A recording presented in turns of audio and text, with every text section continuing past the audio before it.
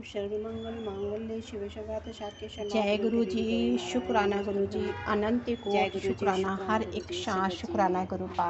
आपकी आज्ञा माँ शारदे, आपकी आज्ञा माता बाबा, आपकी आज्ञा चाहिए कि आपके बेटी शिव महापुराण का पाठ शुरू कर पाए। और जो संगत जिन संगत जो नहीं पढ़ सकते हैं, जिनके पास समय नहीं है, वो वॉइस सुन सकते हैं। इसलिए संगत जी गुरुपा की आज्ञा हुई कि शिव महापुराण का पाठ बहुत संगत कर रहे हैं। मैं भी उनका सुनती थी, पर मेरे लिए भी आज्ञा हुई गुरुपा। और संगत जी गुरुपा के शिव महापुराण पढ़ने के पहले संगत जी मैं चालीसा पढ़ना चाहती हूँ गुरुपा के लिए, भोले बाबा के लिए। देवताओं के माँ प्लीज सहाय होना गुरु जी, सहाय होना। और महिषासुर की सेना का वध। कर्पूरी गौरम मध्य चरित्र के विष्णु ऋषि संसारी सारम भुजगेंद्रहारम सदा वसंतम हृदयालुविंदे भवम भवानी सहितम नमामि। मैं कमल के ओम नमः शिवाय। शिव जी सदा सहाय। ओम नमः शिवाय। गुरु जी सदा सहाय। जय गुरु जी, शुक्राना गुरु जी। का भजन करता हूँ जो जय गणेश गिरिजा सुमन मंगल मूल सुजान, कहते अयोध्या दास तुम देहु अभय वरदान। जय गिरिजापति दीन दयाला, सदा करत संतन प्रतिपाला। पास और भाल चंद्रमा शोहे नीके, कानन कुंडल नांग फनीके। अंग गौर सिर गंग बहाए, मुंड मार तन छार लगाए। बस्त खाल बागांबर सोए, झबको देख नांग मुन मोहे। मैं नामात की होए दुलारी, बामे अंग शोभत छब प्यारी। कर त्रिशूल शोभत छब भारी, करत सदा शत्रु छयकारी। नंदी गड़े शोहे तय कैसे, सागर मध्य कमल है जैसे। कार्तिक श्यामी और गणनाऊ, या छबको कही जात न गाऊ। देवन जब ही जाए पुकारा, तब ही दुख प्रभु आप निवारा। किया उपद्रव तारक भारी, देवन सब मिल तुम ही जुहारी। तुलन सनानन आप पठायो, लग निवेश में ही मार गिरायो। आप जलंधर असु संसारा, सुय तुमरो विदित सहारा। त्रिपुरासुर सन युद्ध मचाई, सभी कृपा कर लीन बचाई। किया तपई भागीरथ भारी, पूर्व प्रतीक्षा तासु पुरारी। दानन में महे तुम संको नाही, सेवक स्तुत करत सदाई। वेदना में महिमा तब गाई, खतनाद भेद नहीं पाई। प्रकट उदित मंथन में ज्वाला, जरुसरासुर भय बिहाला। कीन दयाति करी सहाई, नीलकंठ तब नाम कहाई। पूजन राम जंत जब कीना, जीत कलंक विभीषण देना। सहज कमल में हो रे धारी, कीन परीक्षा तमें पुरारी। एक कमल प्रभु राख्यो जोई, कमल नयन पूजै चहुई। कठिन भक्ति देखी प्रभु शंकर, भय प्रसन्न दिए इच्छित वर। जय जय जय अनंत अविनाशी, करत कृपा सबके घटवासी। दुष्ट कलत मोह सताबे, भ्रमित रहत मोह चैन न पावे। त्राहि त्राहि मैं नाथ पुकारूं, यही अवसर मोह अनुबारो। लय त्रिशूल शत्रुन को मारो, संकट से मोह अनुबारो। मात पिता भाता सब कोई, संकट में पूछत नहीं को। स्वामी एक ये आस तुम्हारी, आए हरो मम संकट भारी। धन्य धन को देत सदाई, जो कोई जाचे सो फल पाई। अस्तुत के विद करो तुम्हारी, क्षमो नाते चूक हमारी। शंकर हो शंकर के नाशं, मंगल कारक विघ्नाशन। योगी मुन ध्यान लगावे, नारा सारा शीश नवावे। नमो नमो जय नमो शिवाय, शुभम बादुक पार न पाए। जो पाठ करे मन लाई, तापर हो शंभु सहाय। ऋषियन जो कोई तुम्हें पुकारे, पाठ करे शो पावन हारे। पुत्र की इच्छा हो वै निश्चय, शिव प्रसाद से होवे। पंडित त्रोदशी को लावे, ध्यान पूर्वक होम करावे। त्रोदश व्रत करे हमेशा, तन्यता के रहे कलेशा। धूप दीप नैवेद्य चढ़ावे, शंकर सम्मुख पाठ सुनावे। जन्म जन्म के पाप नशामे, अंतवास शिवपुर में जामे। कहते अयोध्यास तुम्हारी, जान सकल दुख हरो हमारी। जय भोले बाबा, जय माता रानी। जय जय गुरु जी, शुक्राना गुरु जी। चंद्रमा के तेज से संगत जी, शिव महापुराण का महात्म्य। सौनक जी के साधक विषयक प्रश्न करने पर सूत जी का उन्हें शिव पुराण की उत्कृष्ट महिमा सुनाना। संगत जी, जय गुरु जी। श्री सौनक जी ने पूछा, महाज्ञानी सूत जी, आप महत्वपूर्ण सिद्धांतों के दाता हैं प्रभु। मुझ में पुराणों की कथाओं का सार तत्व का विशेष रूप से वर्णन कीजिए।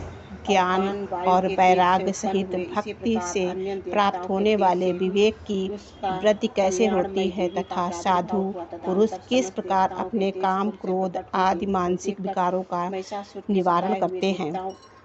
इस घोर कली काल में जीव प्रायः असुर स्वभाव के हो गए हैं। उस जीव समुदाय को शुद्ध दैवी संपत्ति से युक्त बनने के लिए सर्वश्रेष्ठ उपाय क्या हैं? आप इस समय मुझे ऐसे कोई शाश्वत साधन बताएं जो कल्याणकारी वस्तुओं में भी सबसे उत्कृष्ट एवं परम मंगलकारी हो तथा पवित्र करने वाले उपायों में श्री सर्वोत्तम पवित्र कारक उपाय हो। तात वह साधक ऐसा हो जिसके अनुष्ठान से शीघ्र ही अंतःकरण की विशेष शुद्धि हो जाए तथा उससे निर्मल चित्त वाले पुरुष को सदा के लिए शिव की प्राप्ति हो जाए।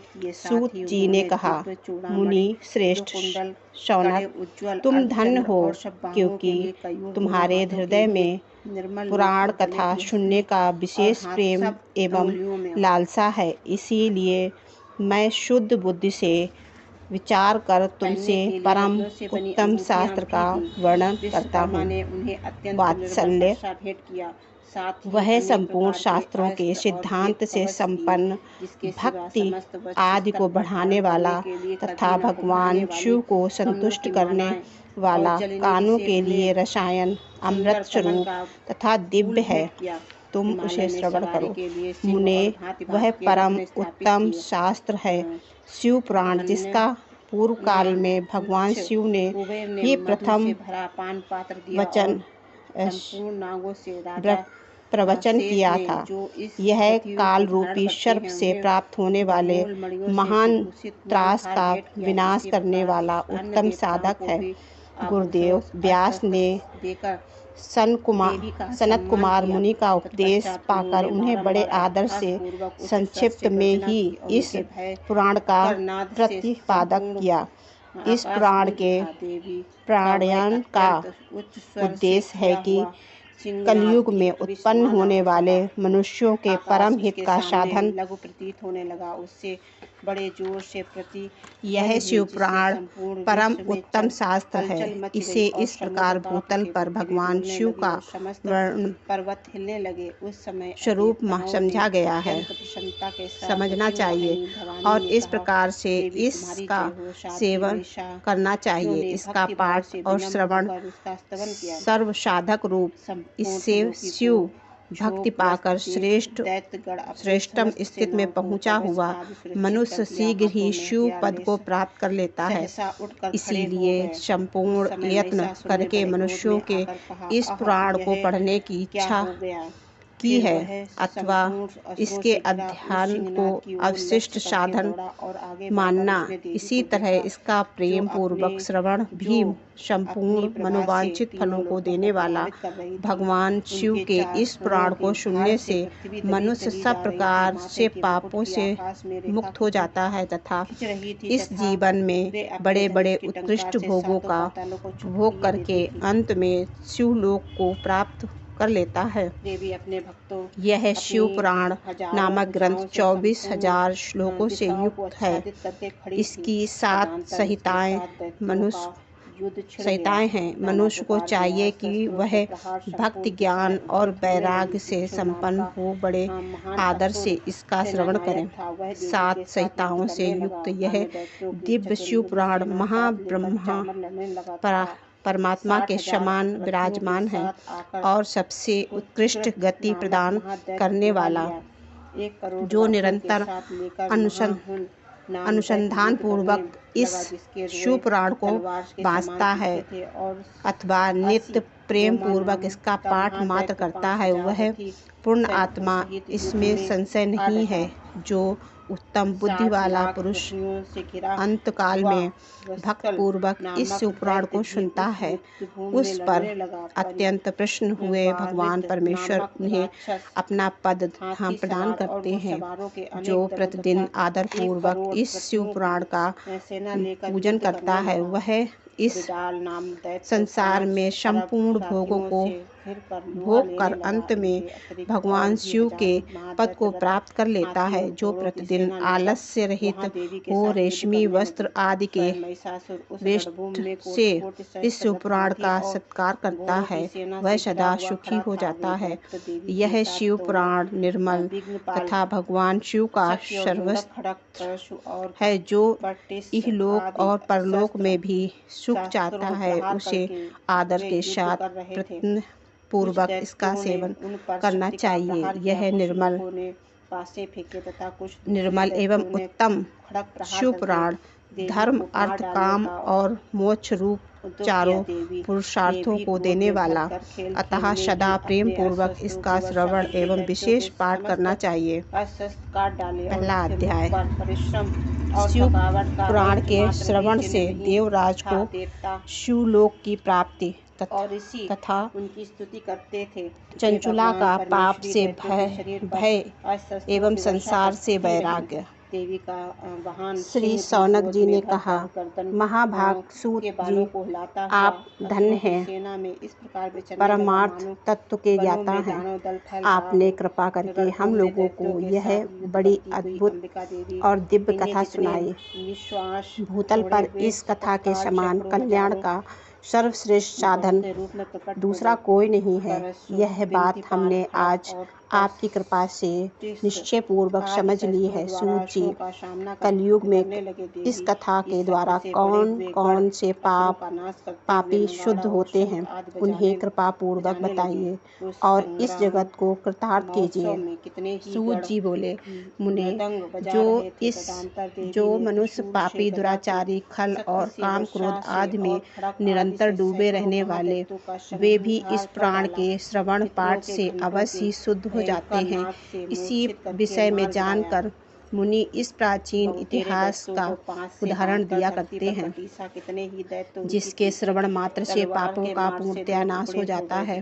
पहले की बात है कि कहीं कीर्तों के नगर में एक ब्राह्मण रहता था, जो ज्ञान में अत्यंत दुर्लभ, दरिद्र, रस बेचने वाला तथा वैदिक धर्म से विमुख था। वह स्नान, संध्या और कर्मों से भ्रष्ट हो गया था और वैश्य प्रति से तत्पर रहता था। उसका नाम था देवराज। वह अपने ऊपर विश्वास करने वाले लोगों को ठगा करता था। उसने ब्राह्मणों, क्षत्रियों, वैश्यों, शूद्रों तथा दूसरों को भी अनेक बहानों से मारकर उनका धन हड़प लिया था, परंतु उस पापी का थोड़ा सा भी धन कभी धर्म के काम में नहीं लगा। वह वेश्यागामी तथा सब प्रकार के आचार भ्रष्ट था। एक दिन घूमता घामता वह दैवयोग से प्रतिष्ठानपुर में जा पहुंचा। वहां उसने एक विशाल शिवालय देखा, जहां बहुत से साधु महात्मा एकत्र हुए थे। देवराज उस शिवालय में ठहर गया, किंतु वहाँ उस ब्राह्मण को ज्वर आ गया। उस ज्वर से उसकी बड़ी पीड़ा होने लगी। वहाँ एक ब्राह्मण देवता शिवपुराण की कथा सुना रहे थे। ज्वर में पड़ा हुआ देवराज ब्राह्मण के मुख अरविंद से निकली हुई उस शिव कथा को निरंतर सुनता रहा। 1 मास के बाद वह ज्वर से अत्यंत पीड़ित होकर चल बसा। यमराज के दूत आए और उसे पाशों में बांधकर बलपूर्वक यमपुरी ले गए। इतने में ही शिवलोक से भगवान शिव के पार्षदगण आ गए।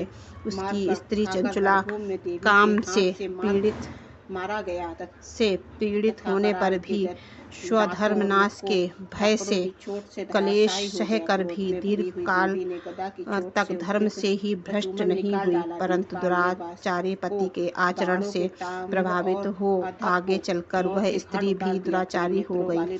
इस तरह दुराचार में डूबे हुए उन मूर्छित वाले पति पत्नी का बहुत सा समय व्यतीत हो गया। तदंतर शूद्र जातीय वेश्या का पति बना हुआ वह दूषित बुद्धि वाला दुष्ट ब्राह्मण बिंदु समयानुसार मृत्यु को प्राप्त हो नरक में जा पड़ा। बहुत दिनों तक नरक के दुख भोगने पर वह मूढ़ बुद्ध पापी विंध्य पर्वत पर भयंकर पिशाच हुआ। इधर उस दुराचारी पति बिंदुसार के मर जाने पर वह मूढ़ हृदया चंचला बहुत समय तक पुत्रों के साथ अपने घर में ही रही। एक दिन दैव्य योग से किसी पूर्ण पर्वत के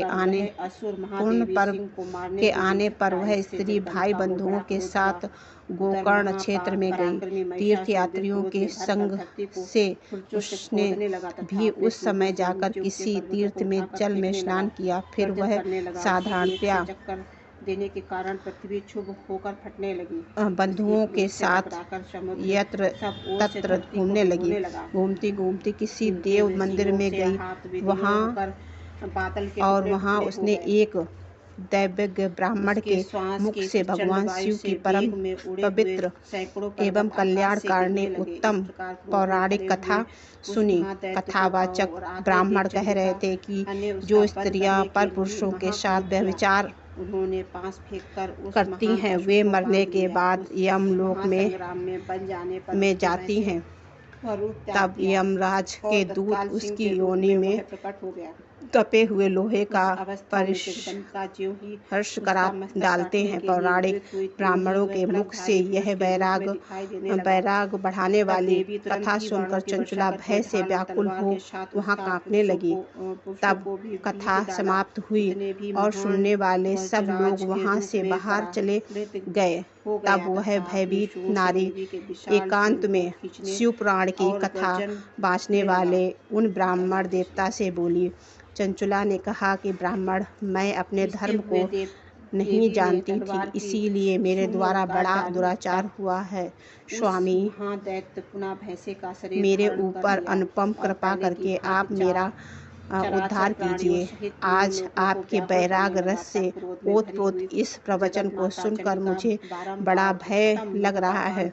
मैं कांप उठी हूँ और मुझे इस संसार से वैराग हो गया है। मुझ मूढ़चित वाली पापनी को धिक्कार है। मैं सर्वथा निंदा के योग हूँ, कुकृत विषयों में फंसी हुई हूँ और अपने धर्म से विमुख हो गई हूँ। हाय, न जाने किन घोर कष्टदायक दुर्गति में मुझे पड़ना पड़ेगा और वहाँ कौन बुद्धिमान पुरुष कुमार्ग में मन लगाने वाली मुझ पापनी का साथ देगा। मृत्युकाल में उन भयंकर दूतों को मैं कैसे देखूंगी जब वे बलपूर्वक मेरे गले में फंदे डालकर मुझे बांधेंगे।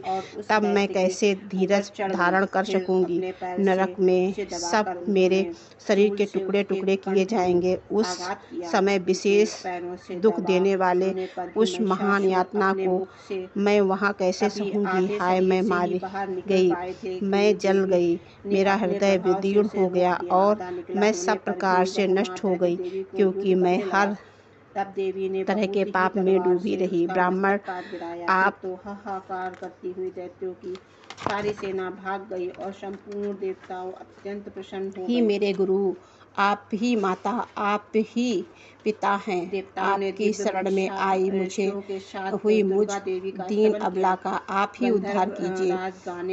सूत जी कहते हैं कि शौनक, इस प्रकार खेद और वैराग से युक्त चंचला ब्राह्मण देवताओं के दोनों चरणों में गिर पड़ी। तब उन बुद्धिमान ब्राह्मण ने कृपा पूर्वक उसे उठाया और इस प्रकार कहा। जय गुरु जी, शुक्राना गुरु जी। आगे का अध्याय कल पढ़ेंगे संगत जी। गुरु कृपा के इतने प्यारे दर्शन हुई तो ये पाठ शुरू हुआ। तो शुक्राना है गुरु पिता, अनंत कोट शुक्राना कि आपने कृपा दृष्टि की। आप ही सब कुछ करने वाले, करवाने वाले, हम सिर्फ माध्यम मात्र हैं। संगत जी आगे का शिव पुराण कल इसका अध्याय, दूसरा अध्याय पढ़ेंगे। तो शुक्राना है गुरु पिता, शुक्राना आपकी बेटी से बोलने में या कुछ आपको समझने में कहीं समझ ना आया हो तो मेरी गलती माफ़ करना। और शुक्राना अनंत कोट शुक्राना गुरु पिता सभी को स्वास्थ्य ब्लेस करना और सभी संगत परिवार के ऊपर कृपा करना। बड़ी जय गुरु जी, शुक्राना गुरु जी। आवाज़ होता है तो बहुत अच्छी खुशबू आती है।